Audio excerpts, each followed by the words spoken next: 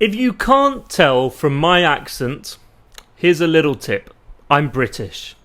And in the UK, you always hear people speaking English as their second language, saying words that confuse us a lot. And why do they say these words? Because they have learnt American English vocabulary, whether it be from television series, films, music. A lot of American English influences all English learners these days. If you have learnt or picked up American English while learning English as a second language, don't worry too much. If you go to the UK, we are going to understand you. But there are some words that if you say from American English to a Brit, they will be very confused because they have a very different meaning in the UK for British English speakers. So in this video, I'm going to go through some of the most important words to know the difference between American English vocabulary and British English vocabulary. The first one, which is probably one of the most common, is the difference between chips in America and in the UK. If you go to a shop in the UK and ask for chips, like potato chips, they are not going to know what to give you, because for us, chips are French fries or potato wedges. They are not those little thin pieces of potato like this that come in a bag. These for us in the UK are crisps. So if you say chips in the UK, those are specifically what they would call in the USA French fries or potato wedges. So that's why when we say fish and chips, we're not talking about crisps. We're talking about potato wedges, usually with lots of salt and vinegar. The next word that can put you in a pretty tricky, difficult position is if you say to a British person, "Oh, I like your pants." Pants. Pants are the long trousers, jeans that you wear every day. You know, everyone is wearing pants in the street. These are pants in American English. But in the UK, we would never call trousers, long trousers, pants. Never. Because pants in the UK are specifically underwear. So if you say to someone, "Oh, nice pants," because that's what they would say in the US, in the UK, they're going to think you're a little bit strange because you're complimenting their underwear. So don't say that. So that's a very important one not to get wrong if you visit the UK or you talk to a Brit. Here's one that always confused me when I was growing up watching American films.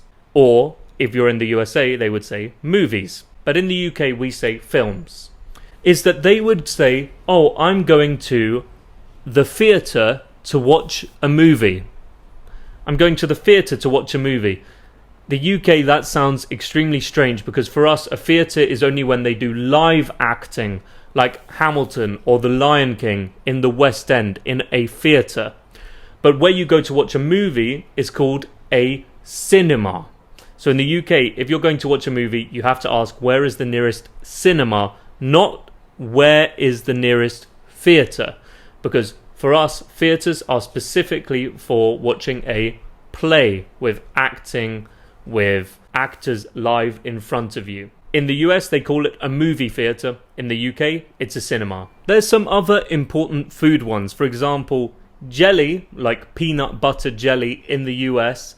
Jelly for us is a very sweet kind of water-based fruity pudding dessert. In the US, they call it Jello. For us, it's jelly. But jelly in the US, for us, is jam. So if you ask for a jelly sandwich or jelly on bread in the UK, they are going to think that you are very weird because nobody who eats the jelly with bread. In the UK, they would think that's weird because what you need to say is jam sandwich, peanut butter and jam, not peanut butter jelly. When I was a child, I always thought peanut butter jelly was like a flavour of Jello jelly, and I always thought that it was so weird that they ate that in the US. Now I understand what it means. And finally, the most important one, don't ever say the word soccer to a Brit. Soccer is what the Americans call football. Football. Because in America they already have American football, their national sport, they say soccer to mean football. And now a lot of foreign English learners refer to football, real football, played by Lionel Messi and David Beckham, as soccer. English people get very offended by this because it's our national sport. We created it. And if you see any video where someone says soccer, the comments are usually filled with Brits correcting them, saying it's football. So if you want to stay on the good side of the Brits, don't say soccer, say football when referring to the game that's played in the Premier League, Manchester United, Lionel Messi. This is football to Brits and soccer to Americans. Have you ever been in a situation where trying to use American English with a Brit or trying to use British English with an American has got confusing? Let me know down in the comments, and especially if you can think of any other words that are very important not to confuse between American English and British English. Anyway, please subscribe, leave a like, it really helps. I'm Frank. You can find me on Instagram at Frankly Speaking English. I've got over 115,000 followers. I upload reels every couple of days. And cheers for watching.